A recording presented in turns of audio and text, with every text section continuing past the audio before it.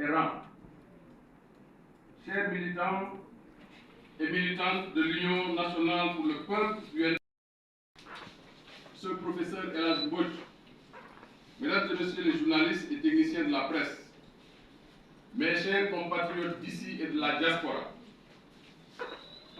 je remercie du fond du cœur celles et ceux qui se sont déplacés cet après-midi de septembre 2023 pour prendre date avec l'avenir de notre cher pays, le Sénégal. Je remercie également toutes celles et tous ceux qui prendront de leur temps pour prêter une attention soutenue à mon propos. Mesdames et messieurs, permettez-moi à l'entame de mon propos d'observer une minute de silence à l'endroit de mes parents de la famille Diouf de Derklé, dont 7 des membres ont été violemment arrachés à notre affection par le douloureux incendie à la bonbonne de gaz de la semaine dernière.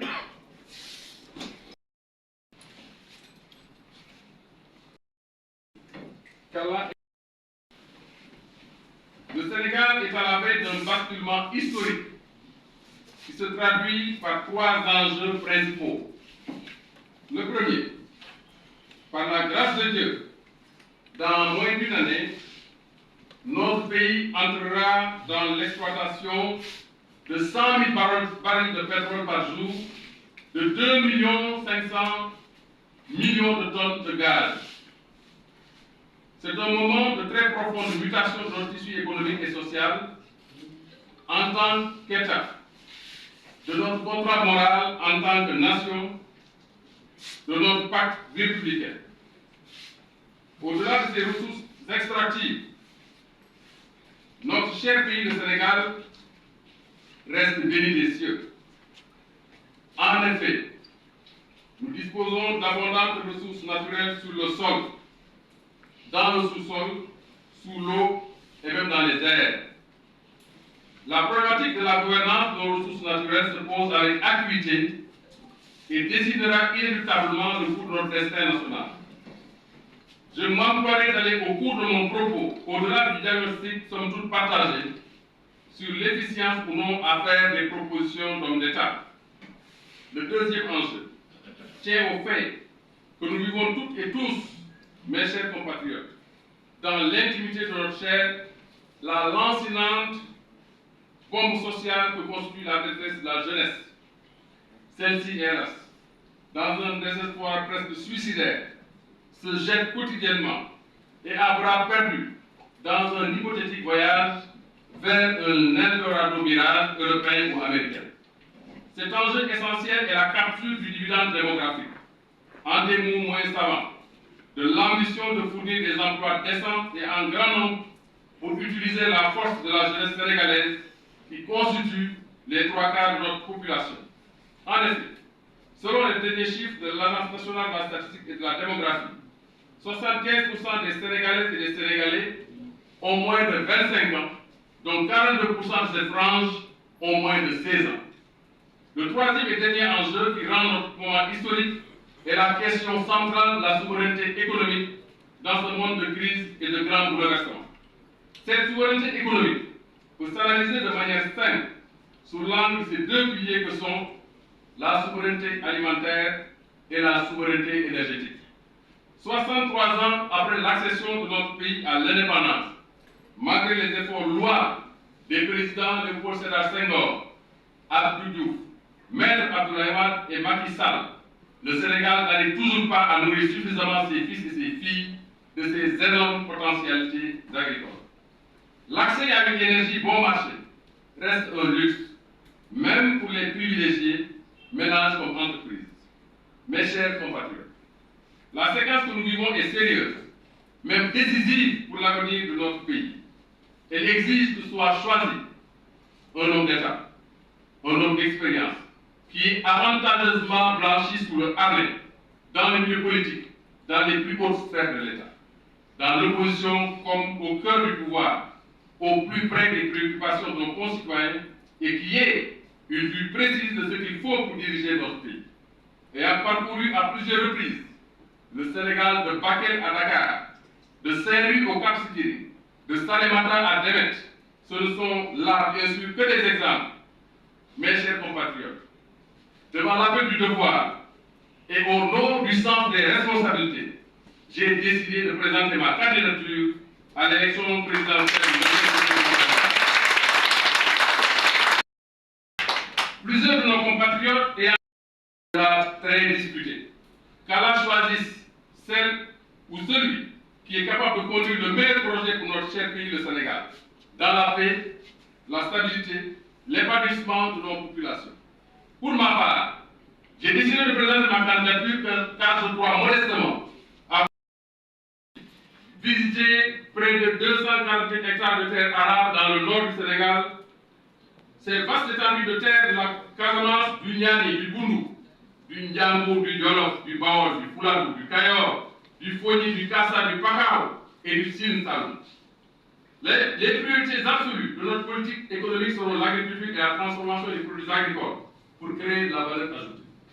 Il est en effet évident qu'il faut sortir dès maintenant de cette économie duale où le secteur primaire, dont le pivot reste l'agriculture, est consommateur de main-d'œuvre, mais peu compétitif et peu productif. Un secteur secondaire encore évanescent, faute d'industrialisation forte. Un secteur tertiaire dominé par le poids écrasant de l'informel et des services extravertis.